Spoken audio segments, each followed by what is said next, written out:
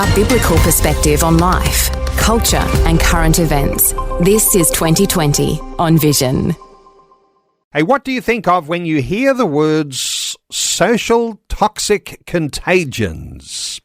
Well, some contagions you can taste and feel, like drugs and alcohol. While there are others that may be much more subtle, threatening our sense of value and belonging, and perhaps social pressures and negative influences are attacking our resilience and breaching our personal boundaries. Well, we're turning our attention today to how we might build resilience to social toxic contagions by strengthening personal coping mechanisms, understanding our self-worth, and protecting ourselves and our children from things like substance abuse. Well, we're back today with drugs educator Shane Varcoe. He's CEO at Dalgarno Institute, one of the 450-plus member organisations of the World Federation Against Drugs across 71 countries. I might say a special welcome back to you. Always enjoy our conversations. Shane Varcoe, welcome. Oh, Neil, it's fabulous to be here again, and likewise. It's indeed a very, very good time to be together. You know, where we start with this, let me just pose something for you. Sure. Mostly we seem to focus on the negative outcomes of peer pressure. In other words, it's almost like, telling kids and young people what they should be afraid of with the negative outcomes of what happens when those peer pressure messages are on them. What are your thoughts around the fact that we often focus on negative outcomes? I think it's important that anybody engaged in a scenario that presents them with options that are not helpful has to have an understanding, some level of understanding of what the potential outcomes can be, good or bad. And of course, it's a trade-off. Often in peer pressure settings, there's a trade-off. Like there's an offering of something fun or beneficial or seemingly advantageous, and there's always a risk factor attached to it. And people sort of go, oh, and the whole peer pressure thing is about trading off against the risk factor. So one of the things I think it's important to do is be able to couch the negatives clearly, but also more importantly, understand what's needed to actually, not so much push back, but just stand up in that space. I think that's a really important thing. The proactive side of things. What protective factors do I have in play that enable me to go, you know what, this is not going to be an issue for me. I'm not going to engage in this particular activity. And obviously substance use is clearly a big one for us, and that's the one that unravels people very quickly. So I think both sides of the coin are necessary, but if we just focus on always warning negative, then that creates that space of, well, I'll try it because someone else has seemed to got away with it and they seem to have fun doing it. And so it may not be that bad after all. So you need to have both sides of the coin, I think, in play, Neil. You know, I think it would be good in the early part of our conversation today to talk about social toxic contagions and what they might be. My little bit of research before having this conversation with you, because you say, well, how do we encapsulate all of this? And no doubt we'll be getting a focus on those primary things that you deal with, and that is drugs and alcohol. But social toxic contagions, the idea that there's a rapid spread of harmful behaviours and attitudes and emotions gone wild within a group that mimic the dynamics of a disease. Now, so this is what drugs and alcohol does, and I know listeners, I mean, it's a great way to be able to talk about this, but there's a whole lot of other things too that might be these social toxic contagions as well. When you're talking about this, do you like to sort of, set some parameters? Hey, this is what we're talking about? Yeah, look, I think it's a good way to open up because, again, substance use ends up being kind of a manifestation and an end result of a contagion environment, a negative contagion environment. So it may not appear to be negative, but obviously the outcome is you engage with a psychotropic toxin, alcohol and or other drugs, and that creates. Look, you might have a pleasure principle involved, and it might give you a jolly, but the downsides of that are quite severe. But I think the issue here is what are the elements, both risk and protective factors that may or may not be in play.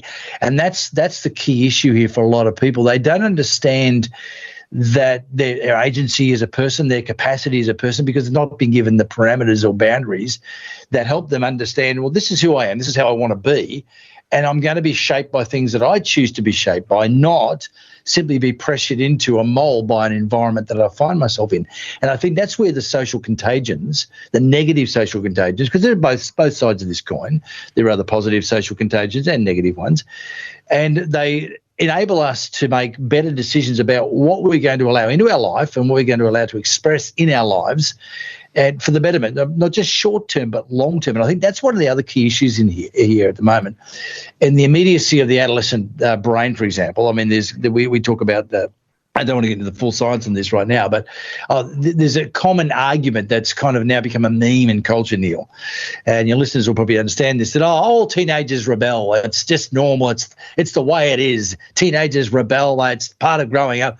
Well, actually, it's not. That is a 20th century development and construct. And even the term adolescent was properly entrenched in the 20th century. Before that, it was kind of an anomaly. The idea that there's this space between childhood and adulthood that is this kind of lawless space of trying to figure it out without any parameters, without any protective or risk factor management, and it's just kind of chaos. But that is not the fact, but that's something we can talk about later on. But I think it's important that listeners understand that there are not fait accomplis that are in play that you should expect to happen. There are actually very important steps to negate negative peer settings and that which undoes young people and adults for that matter. When you say there's a peer pressure that pushes young people into a mould, there'd be those who are listening to us now because, as you know, it's Vision Christian Radio, and we talk about a lot of things in the context of where our faith makes us strong. Your thoughts here, because young people are being pushed into a mould now, and if they don't have an alternative that helps to see what are the faults and the problems and the bad outcomes and how to choose a different way, if they don't have that alternative, they are literally being swept along in a current, aren't they? Pretty much. And I think that's the scary thing about understanding the way culture has diminished the capacity of young people and families, for that matter, to be resilient. Resiliency is a profound space of a capacity to be strong in certain settings, to stand up when you want to fall down, to build walls that can't easily be breached. But one of the things that we talk about in seminars for both adults and students as well, we talk about context. Context is everything, Neil. Context is everything. What you do, when you do it, how you do it, who you do it with, where you do it, are all important, absolutely, but they're not as important as why. Now, if you don't have a sustainable why, a defendable because for the actions you're about to take or the situation you're about to step into, then you are fodder. We could say you are very clear, you're fodder for the system. In other words, you'll be chewed up and spat out and taken advantage of, coerced, seduced, and or ripped off. And we've never met young people yet, let alone adults, who actually knowingly want to be ripped off. So when they go into a setting and they don't have a solid context for who they are and why they are, then, of course, the context they move into becomes the dominant arbiter, if you like. It's the thing that's going to dictate what may or may not happen, instead of their agency, their capacity, their belief system, their worldview determining the actions they're going to take. And they simply become sheep or lemmings. And that's not a rude, pejorative statement that I'm trying to put people down. But I've watched even adult men do this. They just follow along when the setting becomes a little bit too seductive or coercive. They just follow along, and to their detriment and the detriment of the group. Yeah. And it leads to things like self-harm. It leads young people into issues like eating disorders. The ultimate evil in all of this, you might even argue, is suicide itself, that I'm no longer worthy of living, so I'll take my own life. There's negative emotions, there's the anger, there's the anxiety. I mean, media everywhere is full of discussion around anxiety that young people are facing, and then violence. But this is where I think, if we focus here, you made a wonderful quote that really says, if you're facing any of these things, this is one of the things you could look out for. Substance use is a go-to for the irresilient. So with all of those different challenges that young people or even older ones too are facing, one of the things that might be identifying the fact that you haven't got things together is that you're going to the substance use, the alcohol and the drugs. This is your area, isn't it? Look, indeed, and I think one of the scariest things in this space is that it is the immediacy of the self-medication model that alcohol and other drugs can seem to present to us. They seem to afford us. There was a very pro-drug professor from many decades ago who was pro-drug. He used to hide his pro-drug sycophancy behind harm reduction. But he made a statement one day publicly. This is a professor in a major Sydney hospital. This is decades ago. He said, "What's wrong with having a little chemical timeout to deal with the vicissitudes of life?" That's a very fancy way of saying when times get tough, just check out with a drug or alcohol or another drug. Just check out, self-medicate. Now, look, we see from various contexts of history that when stress or anxiety or fear land, people want to address that. And I understand that. And anyone who works with young people, anyone who works with humanity understands fear, anxiety, depression, grief, sorrow, all those things hit us hard. And that's life. That's how life does unfold sometimes. And it's incredibly difficult. But what substances do is they don't offer us a solution. They offer us a checkout that has its own series of problems that doesn't alleviate and or deal with the issues presenting. It just leads you down another rabbit hole of distress. Now, there might be that chemical timeout, so you don't feel those emotions that you don't want to feel for that season. But once the substance has gone out, those things come back and usually twice as hard. So people who lack resilience really don't have a capacity, maybe the wherewithal, and people think resilience is a personality trait. It's not. It's far more involved than that. But resilient people, and one of our other quotes, Neil, is that resilient communities don't use drugs. Resilient families don't want them. It's like this is not on the radar because we don't like these moments. We hate grief. We hate sorrow, depression, fear, anxiety, all those things that scream at us. But what we don't do is go to a medicating model straight away, certainly a self-medicating model with substances, to alleviate an issue that can be dealt with other areas of strengthening. Yeah. In earlier conversations, we've grappled with things like the fact that there is now no longer any war on drugs. Our governments have surrendered. Things are spiralling out of control. No one knows how to contain these things. And yet when we talk about things like self-medication now, it's almost, and I can stand to be corrected, it's almost being encouraged.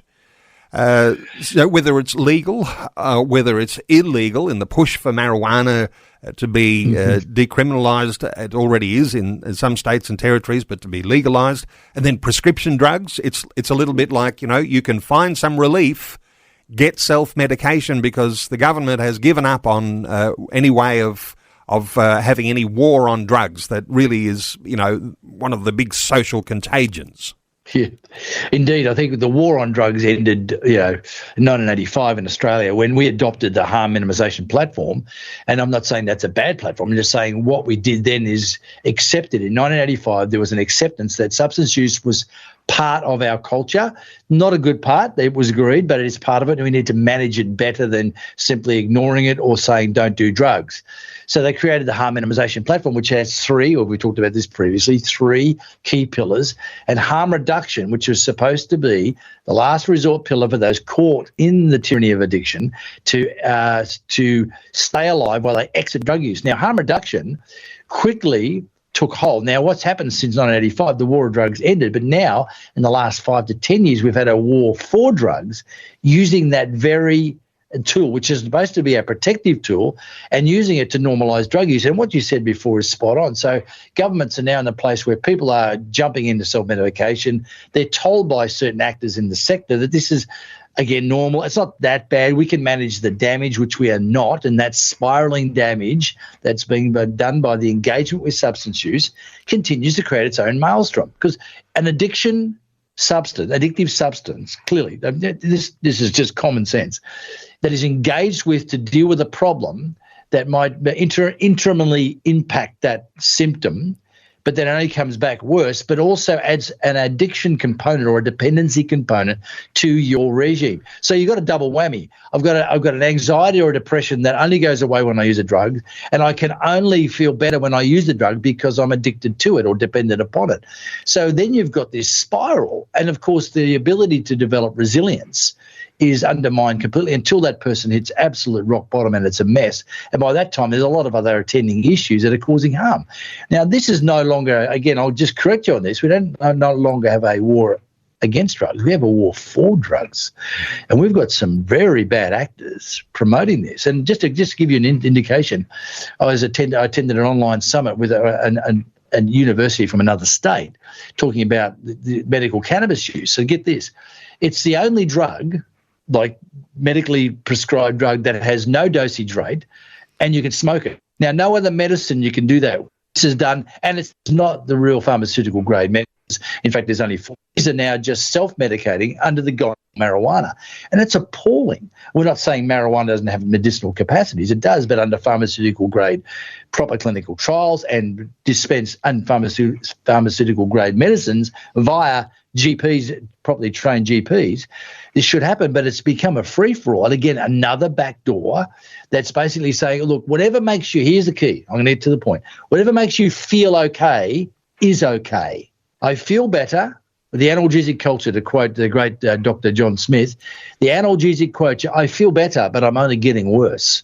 So we've adopted this analgesic culture where if I feel good, then that which makes me feel good by that metric is a good thing.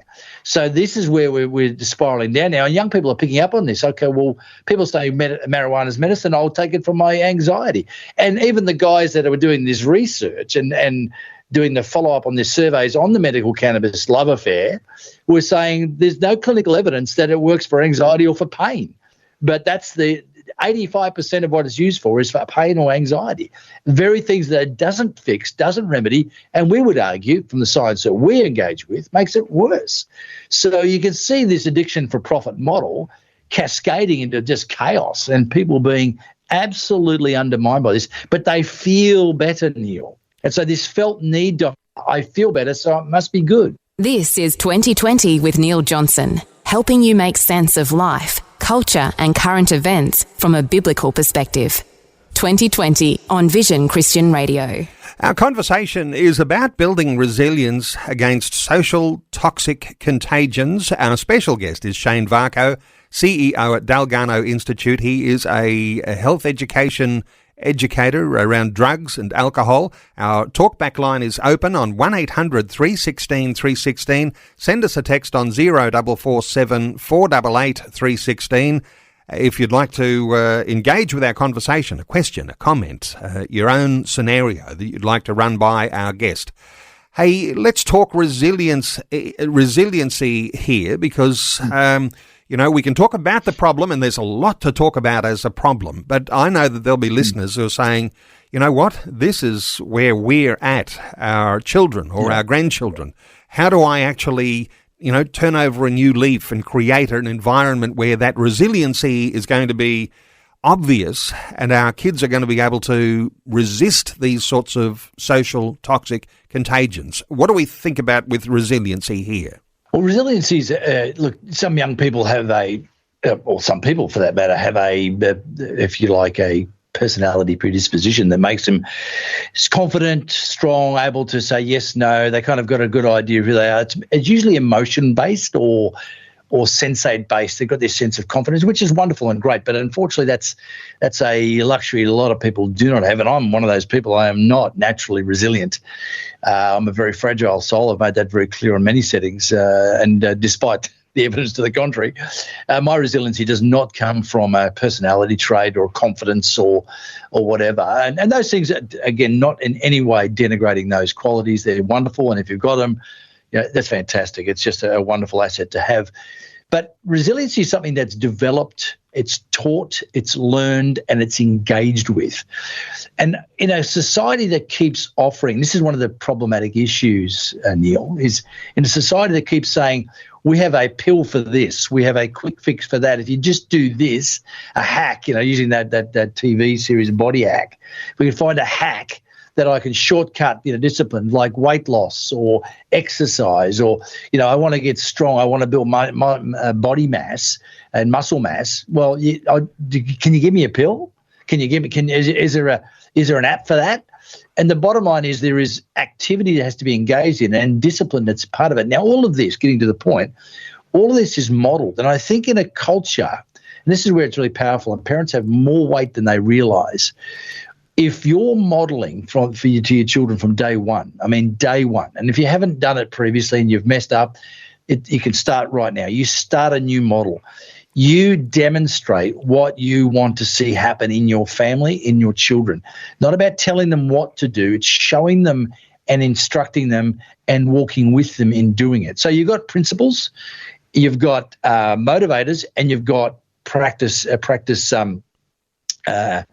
steps of action to implement. Once you've got those in play and you start to work those, sure, you're going to have some pushback if they've not been there previously, clearly. But that structure says all the way, hey, this is what we believe. This is why we believe it. This is how we live. This is why we live this way. And this is not just about what we think is a good idea. We think this is actually best practice. And when you compare it to what the world is offering, what you're being presented as the candy shop option, as opposed to growing with real food using that juxtapose, this is a no-brainer. And once those kind of things, conversations are continually had, because the parent is not opting out for the quick fix, opting out for the easy out, opting out for the, the glass of wine to relax at the end of the day. That's the routine, or going to the bottle shop, as I remember one teacher did after one of our seminars. He said, my son, he's watched me do that. I didn't realize that every Thursday going to the bottle shop was what I did to relax and unwind. And he picked up on that. So alcohol was a genuine part of my emotional health moving forward. So those kind of things have to shift.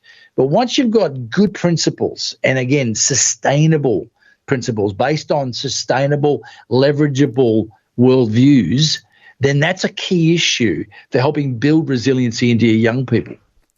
A note from Kate on a text, who texted us on 0447 488 316. You can text us too. Kate says, good morning. Just wanted to add a comment on the show about drug alcohol use. Something that my mother once told me has stuck in my brain, and it's along the same lines. Don't treat the symptoms without taking care of the cause. So many people are reaching for drugs because it makes the symptoms go away. The cause just gets worse.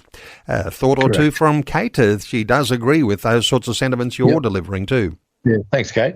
Another one says, Another one says, good morning. My name is Owen from Bunbury. Hi, Owen. I love Vision Christian Radio. I wanted to share my experience. I was stuck in the darkness of addiction of multiple substances for 25 years, and have been clean for 6 months. All glory to the Lord. I never thought it was possible. With God, anything is possible. Thanks, Vision. God bless you all. I mean, there's a faith dimension in here too. And any thoughts here for Owen? Well, Owen, look, all power to you, Owen. And that particular testimony, for want of a better word, is all too common. It is all too common. In fact, it's interesting.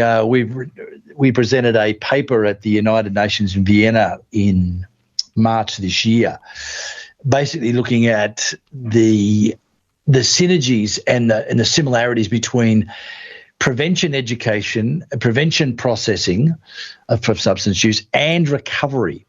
Basically, they're the same lessons, the same insights, the same metrics, the same parameters, the same ideas, but they worked in reverse. And one of the ironies of the recovery sector is it basically engages prevention principles, which should have been done in the start, uptaken initially, and engage them to help people walk out of substance use. But they have to walk out not just with behavioural change, but actually dealing with the substance. Now, it's interesting, the spiritual side of things, and I want to speak to that, Neil, because it's one of the first, arguably the first significant global, I would say the first, certainly seminal recovery practice program was set up by two people famously known as Bill Wilson and Dr. Bob, the AA, the Alcoholics Anonymous.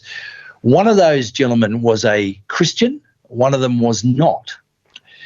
But one of the earlier, here's a story that I think is worth your listeners worth listening to, and I'm not going to do it complete justice in this short moment, Neil, but I think it's important to hear this. There's a gentleman who was an informer to these two gentlemen early days. He was an alcoholic, a raging alcoholic. Long story short, raging alcoholic. Similar story to what we just heard from Owen. Decades of inability. He was going to see Dr. Carl Jung, the famous psychotherapist. Now, Jung, along with Adler and Freud and Frankl, and they're all part of the Viennese school of psychotherapists. Now, Jung had his own particular, if you like, mode of operation or insights into the psychosocial arena. And those who know Jung will be aware of his particular paradigm. But it's interesting, after doing his CBT theory, cognitive behavioural therapy, a lot of the other therapies that it is used in counselling situations, in therapy with patients, after months and months of doing this, his words were, said to this gentleman, "You're hopeless. You're just hopeless." And he said, basically you're stuck. And then he said something quite interesting. He said, "You need what works for a lot of people. You need religion. You need God, right?" And he looked at him and went, "What?" And he basically sent him off, and he explained that he wasn't fully understood or cognizant of how this worked, but the God factor, particularly the Christian God factor, although he wasn't saying that, but he did indicate that was the one that he was connected with and engaged with. The Christian God factor was a powerful and key element in seeing people transition out of substance use and stay out of substance use. Now, that story is very, very powerful, and there's a lot behind that, of course, as we know now, moving forward. Hey, Shane, let's talk about resiliency and what we sometimes talk about as worldviews. But I know you've got a fabulous way of talking about how you can get anchored into something that is good and strong. You like to talk about a bungee rope and an anchor. There's lots of listeners who will have done a bungee jump at some point of time, and I think we'll be reflecting on what they were anchored to when they did jump. Give us some insight here about bungee ropes. Very good. It's indeed. It's interesting. I've done the bungee jump off the Auckland Bridge many years ago. That was a bit of fun.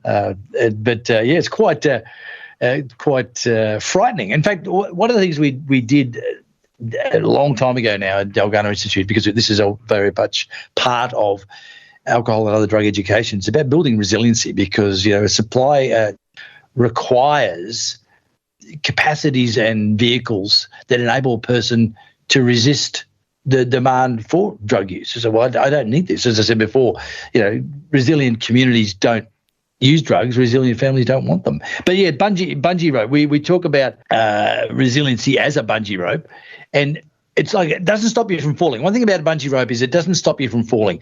When it comes to being in control, we want to control life. You cannot control life. There's so many variables that are going to happen, and it's being ready or having the capacity to deal with those unpredictable variables that enables you to bounce back. Now, when whoever's done a bungee themselves or have seen a bungee jump happen, you see the fall is inevitable and it's quite frightening. And then there's this yank at the bottom and this bouncing back and forth. You don't go splat. And that's the key to resiliency. When tough times happen, when the solids hit the air conditioning, for want of a better term, then you don't go splat. Things get out of control. You feel like you're losing it, but you don't go splat. Now, here's our definition. I'll give you this definition that we use, and it's on our bungee rope bounce back, weaving your bungee rope questionnaire. Resiliency is like a bungee rope. It won't stop you from falling, but it will stop you from going splat. Resilience helps you bounce back. It is managing, here's the key issues, complex issues of difficulty. It's managing duress. It's managing trauma or disappointment with, get this, well-developed problem-solving skills, persistence of will. Again, both of these are learned behaviours, so they need to be taught, all founded on hope. Now, here's a key issue. Hope is not just the positive expectation of good. Oh, I know something good's going to happen because I feel it in my waters. No, it's the reasonable grounds for it. So the question is, weaving your bungee rope starts with your reasonable grounds. What are they? What is your bungee rope anchored to? That is a key point, because if the platform is dodgy or the anchor point is frail, then when you fall, the bungee rope could be reasonably strong. You could have good problem-solving skills. You are able to persist in will, but if it's not anchored to something sustainable, it will snap and it will let you down. So the hope factor and what the hope is in is vital in our context. And that's why we speak into the whole paradigmatic issue, the worldview issue. It's vital for building strong, resilient young people and strong, resilient communities for that matter. As I'll often say, hope is not just expectation of good things in the future, but it is power in the present. It's very much a very, very powerful and strong word when we talk about hope. You know, in our Christian context, we talk about having a strong identity, and Christians will talk about having an identity in Christ, knowing who you are.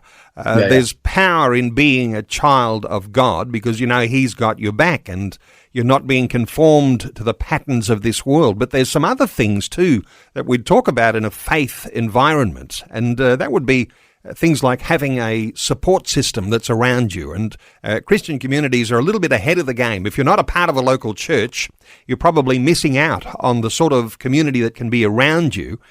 For those, though, who are not churchgoers listening to a conversation like this today, what are your thoughts here, Shane, about who you look to for some level of support when you actually know that you're in need? Well, look, I think it's very important. Community. Look, we're designed to be relational beings. That's how we've been created.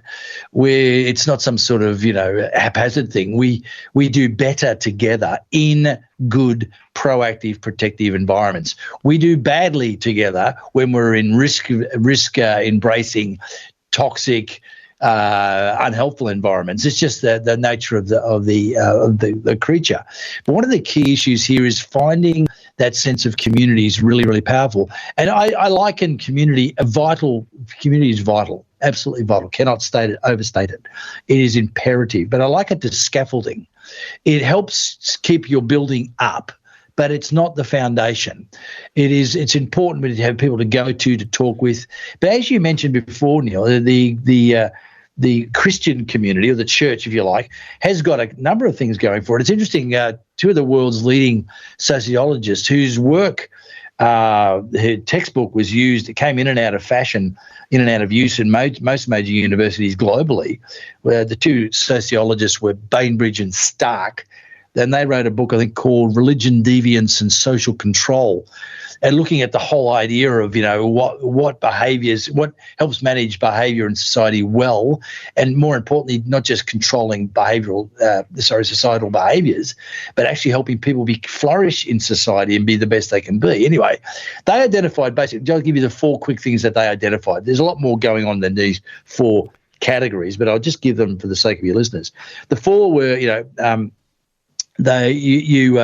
had a loving, caring, supporting family. Now that can be a blended family, even a single parent family. As long as the people involved model well, they set good boundaries, their value system's consistent, their behaviours are consistently good, of course.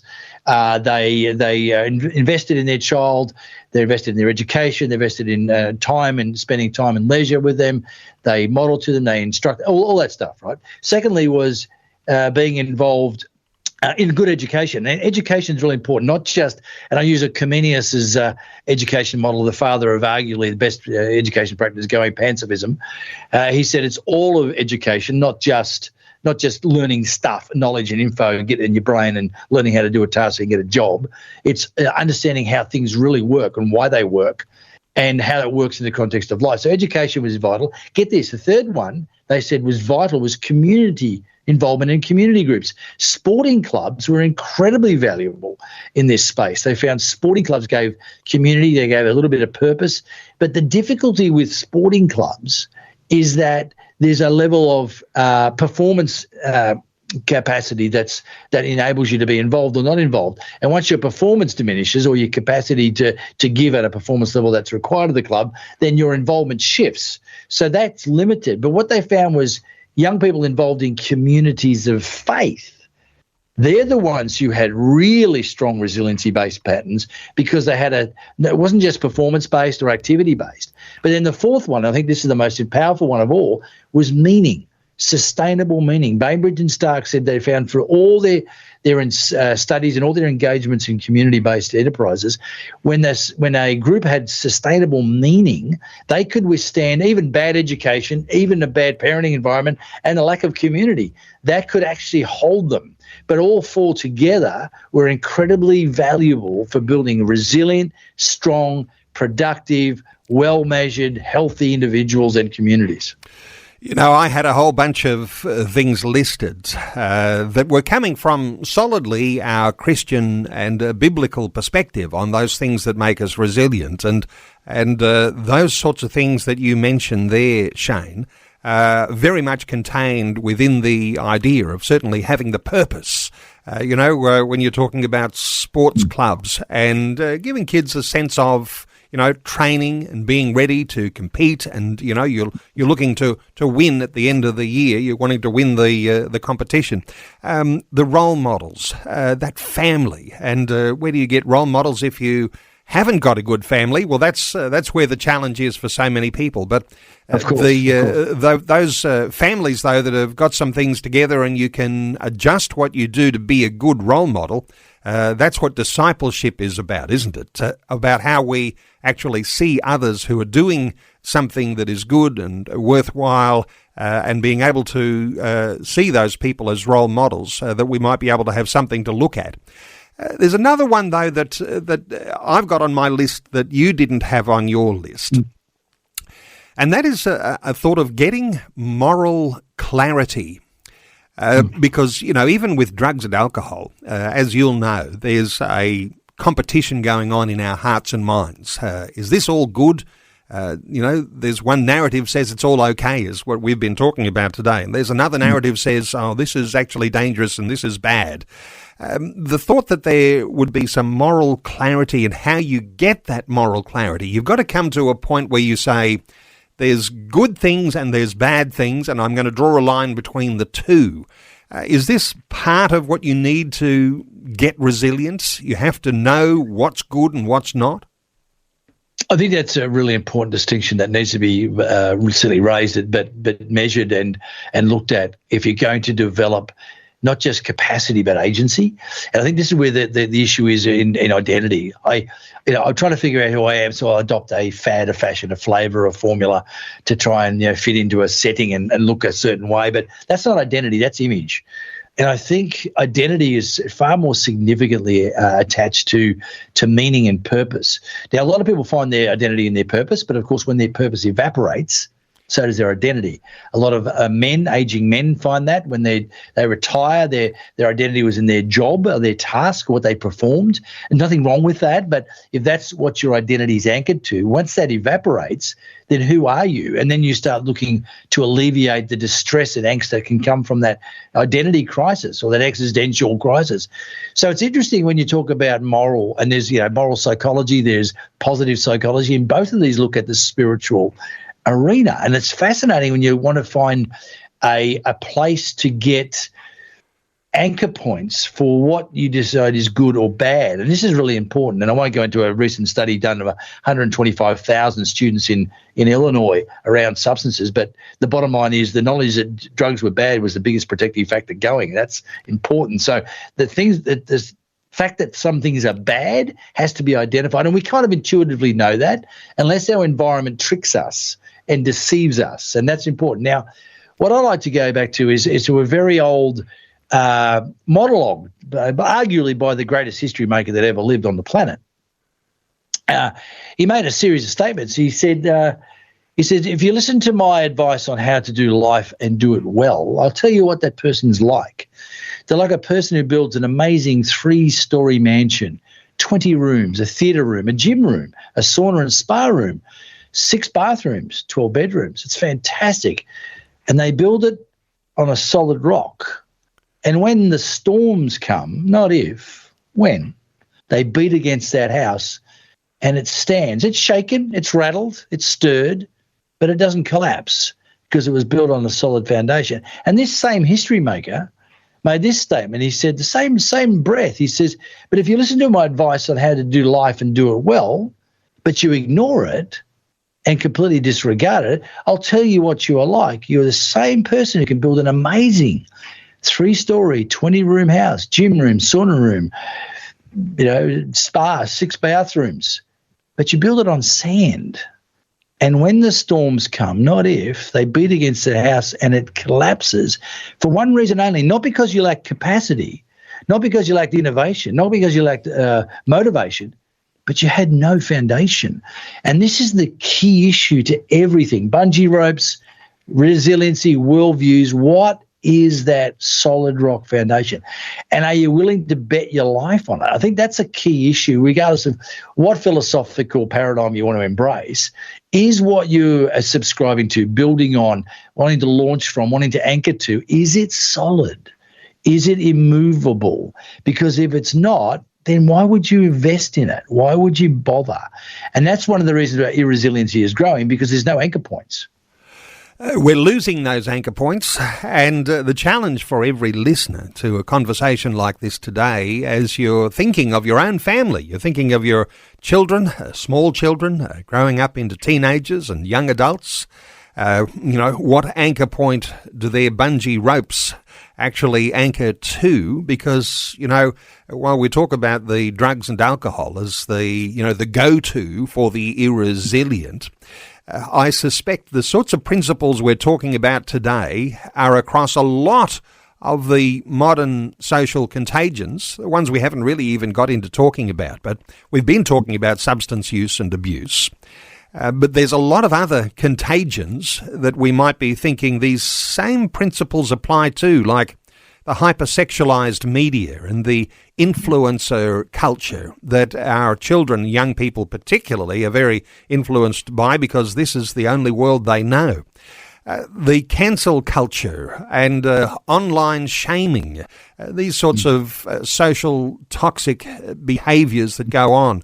And there's even this sort of expectation of what they call toxic positivity or hustle culture, the things that promote a productivity being the foundation for your happiness, and therefore you do all these things. So there's a certain sense in which you can get lost and detached so many ways so easily. The sorts of principles we're talking about today, Shane, very, very important across not only the drugs and alcohol space, but all of these other challenges.